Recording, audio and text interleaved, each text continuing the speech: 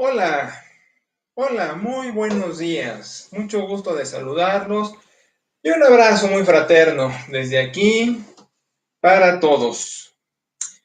El pasaje que toca esta ocasión es terminar el capítulo 7 del Evangelio de Lucas, versículos del 36 al final, que es un episodio que a primera vista podemos irnos con la finta de varias cosas. Una es sobre la fe y otra es sobre la gratitud por el perdón.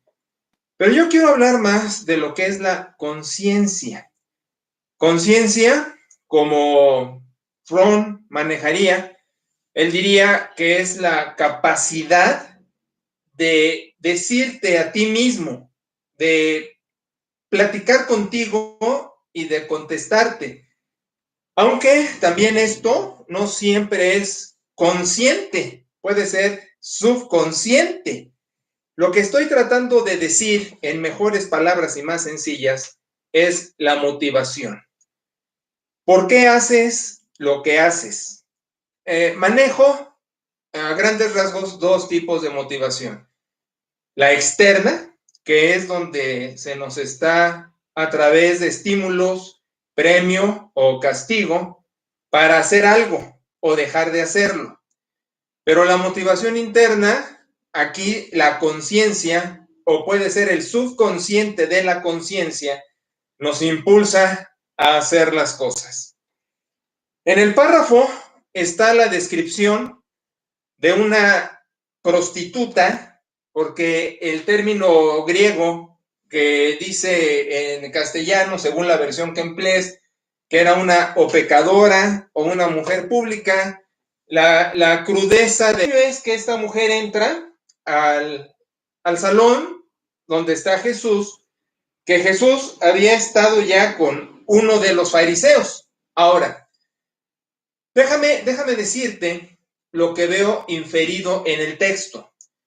No está explícito, pero es implícito. Ambos son creyentes. Ambos son creyentes. Pero la manera de expresar su fe es totalmente diferente. Es una antítesis el fariseo de la ramera. Es el antagonista, aunque están parados en la misma plataforma de fe. Como termina el episodio, pareciera que dice Jesús al final que llevas interna como expresión de tu fe, que no tuvo el otro, el fariseo. Bueno, te estoy poniendo el panorama, pero voy a entrar al detalle para que puedas entender la naturaleza de este mensaje. El Salmo 103 dice, Él es quien perdona, y algunas versiones tienen pecados, iniquidad, faltas. El término hebreo está hablando de perversión. Prefiero traducir corrupción. Él es quien perdona tu corrupción. Ahora, perdonar. ¿Qué tendría Dios que perdonarme? Esa es la pregunta per se. ¿Qué tiene Dios que perdonarme? Si soy una persona buena, si no le hago mal a nadie, si mi conducta pues es aceptable, ¿verdad? O del otro lado, de quienes en iglesias bíblicas han crecido y dicen, pues yo toda la vida he formado parte de las iglesias bíblicas y toda la vida mi manera de expresarme ha sido pues a través de los conceptos bíblicos, las alabanzas, etcétera. ¿Qué tengo de malo? Y fíjate que eso se aloja en el subconsciente. Por eso hablo de que la conciencia implica también el subconsciente, lo profundo de la conciencia para detonar la motivación interna o no. Dice Jesús en el pasaje que la prostituta es generosa para con él. Y el antagonista, la antítesis, es el fariseo, que no, que cumple con dejarlo entrar y ya, pero la otra es generosa. ¿Qué tiene que perdonarme Dios? Lo que eres, no lo que haces, lo que eres. ¿Qué somos? Corruptos. Oye, pero espérate. Hace tiempo algún líder político dijo el hombre es bueno, se atrevió a decir esa barbaridad. Y déjame explicarte esto. Mira, déjame usar el ejemplo del Antiguo Testamento, que tiene así como que una reverberancia especial. Más bien, la fiesta judía, aunque tienen un chorro, voy a decir la fiesta judía per se, o sea, la fiesta judía por excelencia, no es Pentecostés, no es Pesaj, Pascua, no es Shabbat. La fiesta judía por excelencia es Hagadol Hayom, el día el grande. ¿Cuál es este Hagadol Hayom, el día el grande? Es Yom Kippur. Yom Kippur quiere decir el día de la expiación. Y el día de la expiación quiere decir el día del castigo. El día del castigo. ¿Para qué le pongo más letras? Eso es lo que quiere decir. La ceremonia judía era que el sumo sacerdote anualmente entraba al lugar santísimo a hacer este sacrificio. Tenía 2 animalitos, 2 becerros. Y dentro de la ceremonia, que era extensa, y no quiero perder tiempo, invertir narrando el detalle, pero a grosso modo, primero expiaba sus culpas el sumo sacerdote. Pero espérame, porque dirás, el sumo sacerdote, ¿qué culpas tenía? Voy a ir para allá. Pero expiaba primero sus culpas. Se limpiaba de sus pecados. Después, limpiaba a los demás sacerdotes con una serie de procedimientos y ceremonias.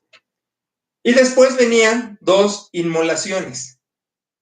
La primera sobre un animalito allí mismo, para matarlo y que su sangre, como dice la carta a los hebreos, sin sangre no hay expiación de pecados, sin sangre no hay castigo por los pecados. Pero el otro procedimiento todavía es más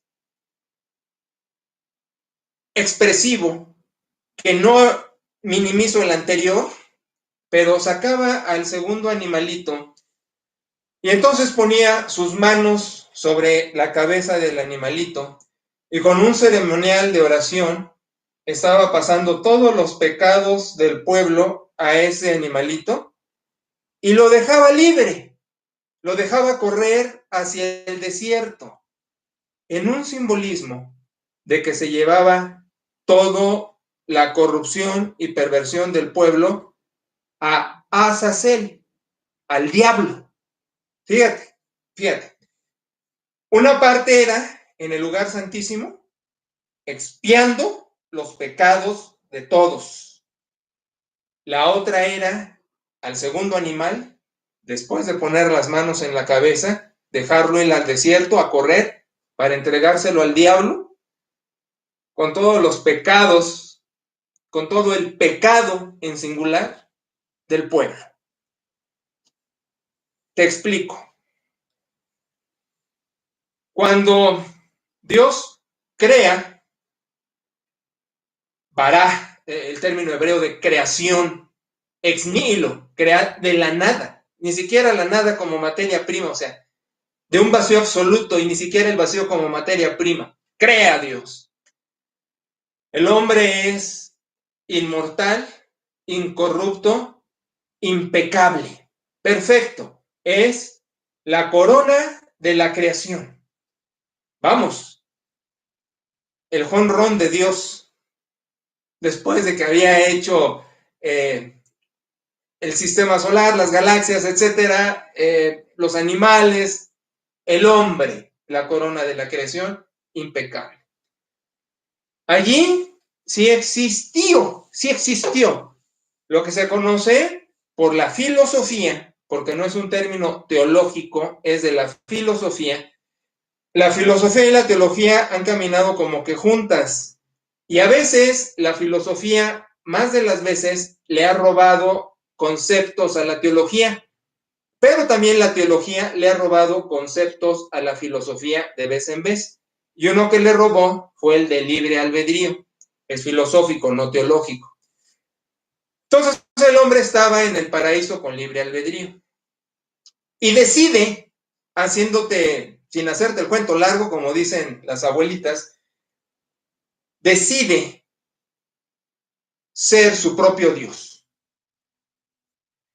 Porque no era solo un acto de desobediencia, sino la situación planteada por el mal, por el malo, era: serán como dioses. Y el hombre quiso ser su propio Dios. Porque en la creación se le había dicho: y señorearás sobre lo creado. Todo está bajo tus pies, creación, corona de la creación. Mas no tú. El hombre no estaba para gobernarse a sí mismo. Dios lo había hecho imago Dei, a su imagen y semejanza. Dos términos sinónimos que dicen lo mismo: eternidad, inmortalidad. Yo entiendo que en nuestras iglesias tenemos mucha información y mucha de esta es tergiversada con esto del libre albedrío, con esto de que la imagen de Dios es la inteligencia o la moral, y puras sandeces, porque el hombre, de principio, como imagen de Dios, estaba hecho para no morir. Al principio tenía la capacidad de decisión en pureza, pero cuando decide gobernarse a sí mismo y ser su propio Dios, entonces hay una ruptura con la divinidad, de donde entonces decimos: cae, es ya caída la creación, está caída la creación. Y al caer la creación, el hombre decidiendo ser su propio Dios, viene una serie de contaminaciones en el hombre. Y esa contaminación se llama mortalidad. Mortalidad. Va a sufrir una experiencia para la que no había sido creado de origen, que es la muerte. No hay muerte espiritual, muerte física, como es integral. Muere. La carta a los Romanos manifiesta todo eso, te lo estoy sintetizando, pero entonces algo tuvo que pasar. Como por uno entró el pecado, por otro iba a entrar la vida. Dice Romanos: por uno entró el pecado, la muerte, por uno iba a entrar la vida, Jesucristo. El hombre entonces, ya en este plano, en esta dimensión, sin que tenga que hacer nada, es corrupto, es mortal. Los panteones nos están diciendo a gritos: pecadores, porque morimos, porque estamos ya hechos en este plano para la muerte. Tiene que entrar Jesucristo a dar la vida.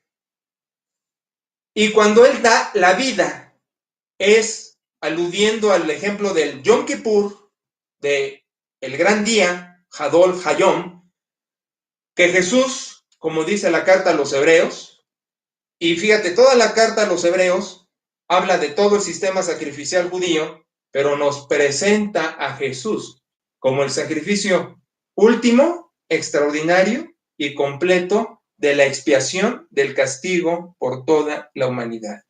Por eso el texto reza: sin sangre no hay remisión de pecados. Pero igual dice: es único sacrificio, ya no hay más. En Cristo está el absoluto de los sacrificios de Dios, del castigo de Dios para la expiación, para castigar y perdonar el pecado.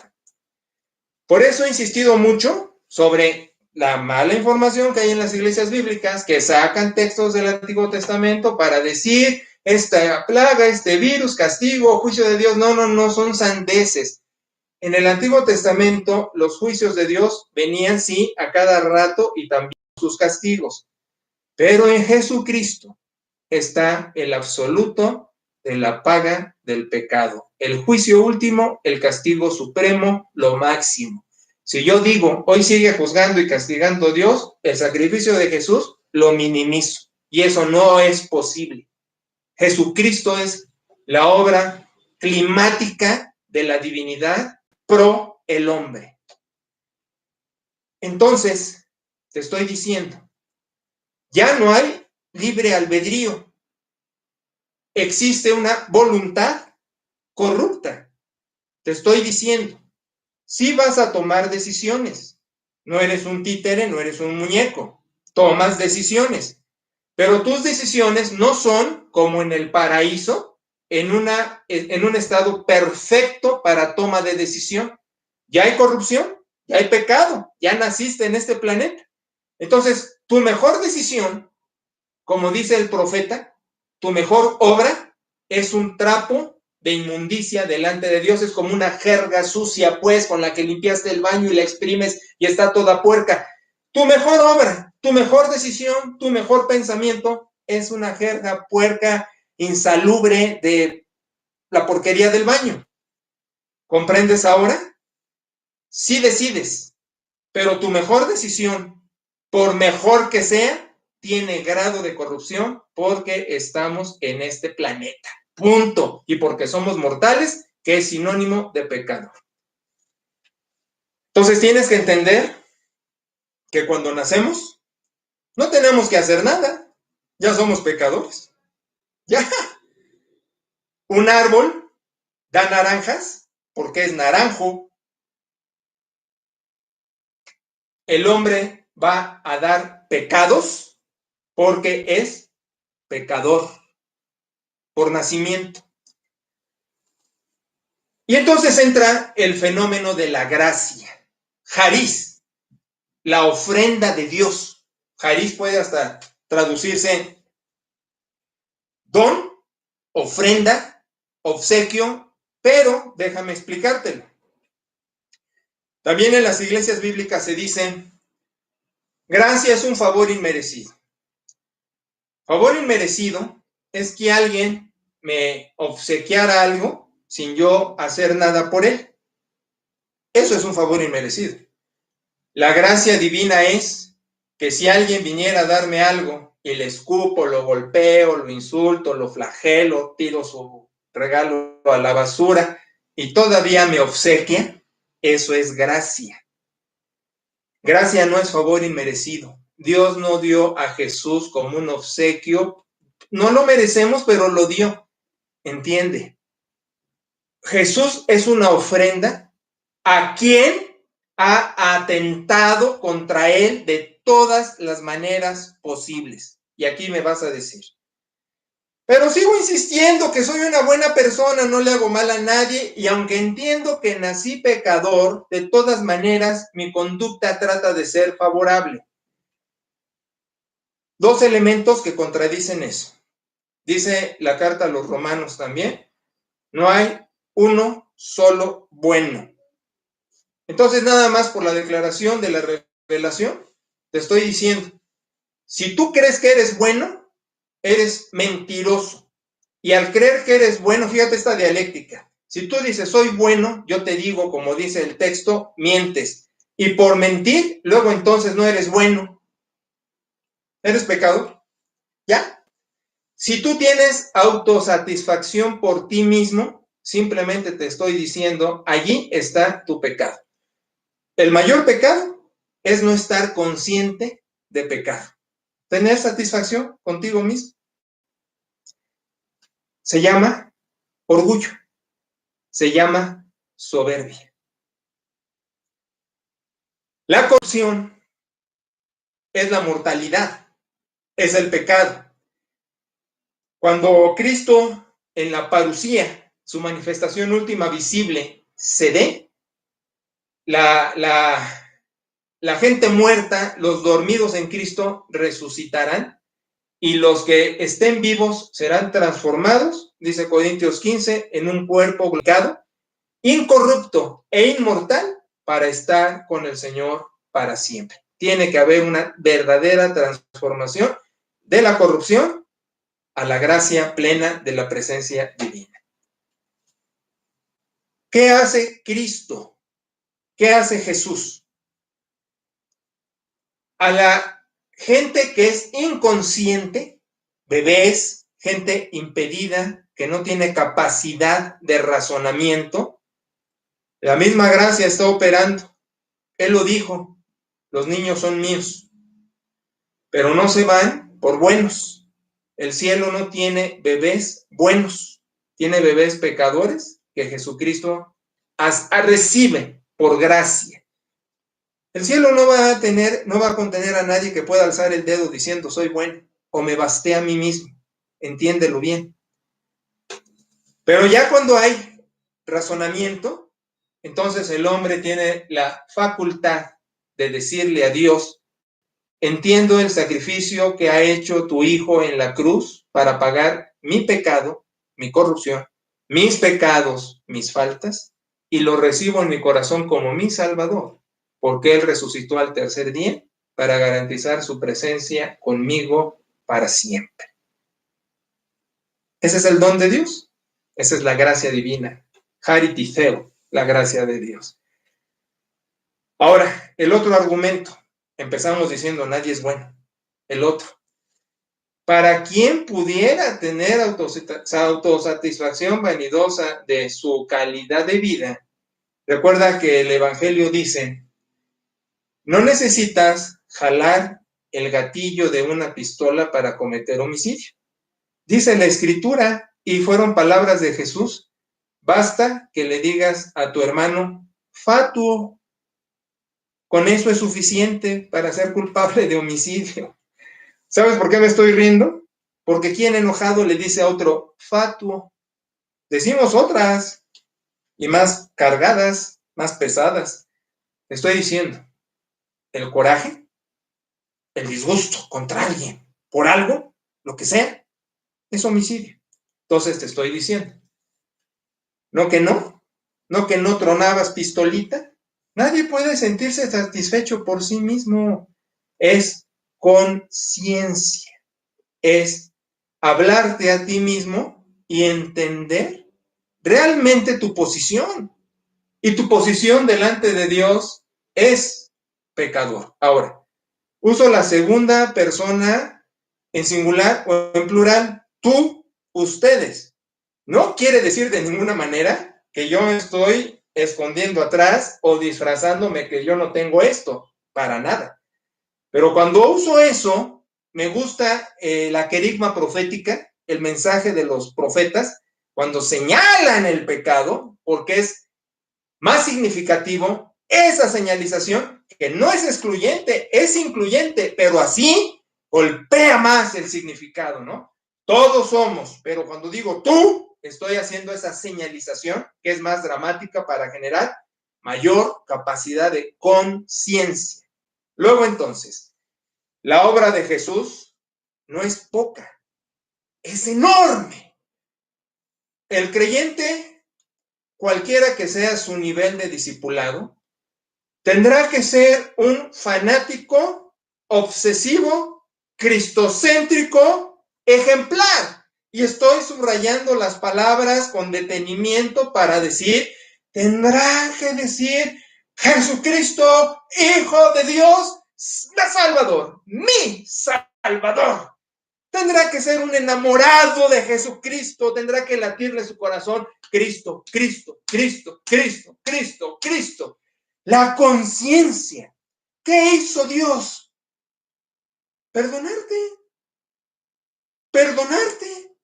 Lo que eres, lo que haces, consciente, inconsciente, a ti como persona. ¿Qué ha hecho Dios? La conciencia de su capacidad de redención, de perdón, por la expiación, por decir, yo tomo tu lugar. Luego entonces, en el párrafo, en el pasaje mencionado, el fariseo estaba satisfecho con su fe. Incluso invito a Jesús, que pase, que entre, que esté aquí y punto. Pero la conciencia es un motor de un automóvil deportivo de carreras poderoso que te mueve a más. No te quedas nada más allí, te mueve a más. La prostituta no le importó quién la veía, quién no la veía, qué opinaban, qué no opinaban. Se brinda a Jesús. Con llanto le limpia los pies. Costumbre judía del criado al huésped en un acto de comodidad y de higiene a recibirlo. Eres bienvenido y pongo las mejores condiciones para tu confort. Su perfume eran sus lágrimas, su cabello era su toalla. Y no tenía que decir nada, solo se tenía que brindar al Señor. Jesús le dice, fíjate la conciencia. Es inferido, no está la letra, pero es el equivalente dinámico al fariseo. Porque el fariseo todavía dice, ¿cómo se deja tocar por esta tipa? Y Jesús le pone el ejemplo de la conciencia con los deudores, con el amo, que a uno le perdona una gran suma, a otro le perdona una menor suma. Pero fíjate lo que va implícito allí. No es como a la letra te irías con la finta, al que más se le perdona, más ama, porque eso es literal, es correcto. Pero lo que te estoy haciendo ver que está implícito, no explícito, es la conciencia. Porque si fueras consciente que aún poca deuda es perdonada, tendrías una interacción poderosa. En otras palabras, le está diciendo Jesús al fariseo, esta, sí, se le perdonó una enorme deuda, mujer pública. Tú tenías poca deuda porque eras persinado, naciste en hogar cristiano, como se dice, y andabas aquí de persinar. Pero si fueras consciente, con poca deuda aparente, del perdón en Cristo, hubieras estado como este modelo, brindándote hacia mí y haciendo lo mejor que pudieras expresar en tu generosidad hacia mí. Déjame decirte esto. A veces uno dice, ¿por qué hay gentes que se esmeran y hacen demasiado en esto de la fe, de la iglesia, de los mensajes, del servicio, de las alabanzas? ¿Por qué? No lo aprecian tantos. Mira, te lo voy a decir así de claro. Perita, oye, quiero mandar unas alabanzas, quiero que la gente cante conmigo antes del sermón. ¿Van a cantar todos? ¿Van a apreciar tu trabajo? ¿Se van a esforzar? ¿Van a ver todos el mensaje? No creo en vivo, grabado, ¿lo verán? ¿Les importará? Hay demasiados elementos que uno empieza a anteponer para justificar y decir, no hay necesidad. ¿Para qué hacemos tanto? La gente es consumista. Es una sociedad de consumo. Pueden ver mensajes de iglesias con más artificio, con coros, con predicadores, con escenografía, con edición, con luces, con palabras más de carácter devocional para decirle a la gente superficialmente muchas verdades, pero a fin de darles Gerber y que se entretengan y punto, y la gente cumplió con su cosa. ¿Para qué esforzarse? ¿Para qué hacer de más?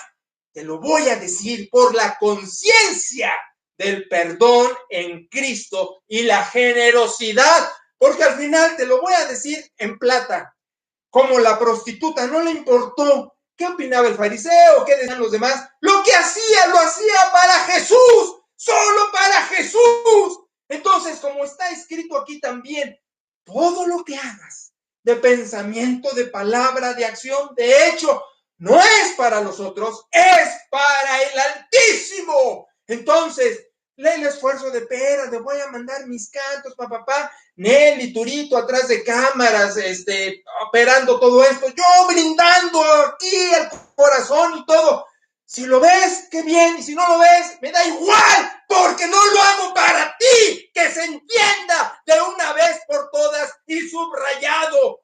Yo no tengo el cabello para limpiar con mi cabello los pies de mi Salvador, pero con esto estoy diciendo con la conciencia lo que haga.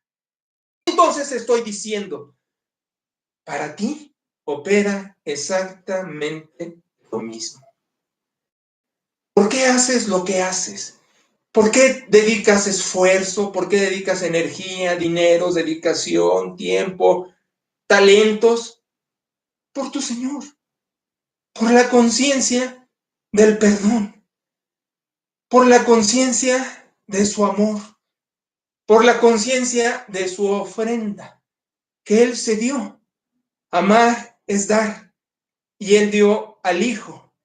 Y ahora lo que toca como retribución es darse, darnos a Él y hacer lo mejor que podamos con lo que tengamos, con los recursos limitados, con nuestro talento, intelecto, energía, salud. Mira, con lo que tengas, darte con la conciencia de que Él te ha perdonado.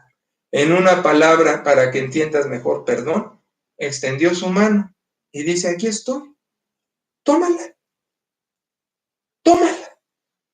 Y yo le dije, sí, Señor, la tomo. Y desde que dije e hice esto, la conciencia crece para entender cualquier acción, cualquier actitud, cualquier sentimiento es para el Señor soberano, que me hace acepto en el amado, como dice a la letra el texto. Dios interviniendo en el mundo para decir, ven, quédate conmigo para siempre. Yo no quiero ser este fariseo que dice, tengo tantos años de servicio, ya cumplí, ya lo que haga lo voy a hacer a medio gas. Quiero ser como la pública, como la ramera, que cada día, todavía con conciencia, yo diga, caray, Señor, soy privilegiado de hacerme formar parte del reino. Soy privilegiado de las promesas, de la escritura, de la iglesia, de las alabanzas, de tu presencia, de tu realidad. Quiero amar más a mi Señor Jesucristo. Quiero todo lo que haga de pensamiento, de sentimiento, de acción, ser una ofrenda correspondiente para ti, con mucha conciencia, porque pude haber sido bueno, pude haber sido malo, a la óptica humana, al fin pecador, pero tú me has acogido en el amado. Un día le dije a Nelly, precisamente, nuestra niña atrás de cámaras, oye, hija, gracias por un montón de cosas que estaba haciendo esta chiquita. Y dijo lo que estoy diciendo, lo que dice Pera, dijo, todo lo que haga para el reino, con mi vida, es mi motivación. Quiera Dios que se genere conciencia en quien oiga este mensaje. Y entonces sí, tenga un impulso renovado de motivación interna para corresponder al Señor de señores y Rey de Reyes. soberano. Te quiero dar gracias por lo que en este mensaje pones tan claro con tu espíritu y haces ver la necesidad de ser más conscientes de lo que significa tu gracia en nuestras vidas y tu perdón, tu aceptación, tu amistad. Somos privilegiados, como la prostituta, de comprenderlo y de brindarnos a ti y de dar lo mejor de la mejor modo que podamos para ti, mi Salvador. Y te ruego, si estamos también medio tibios, como el fariseo, que no está tan consciente de su perdón de pecados y no lo valora tanto, no saborea el precio de la gracia, pido bendición para que podamos crecer en eso también. En fin, que tú nos toques para hacernos más capaces de tu amor y una correspondencia más digna y más fiel.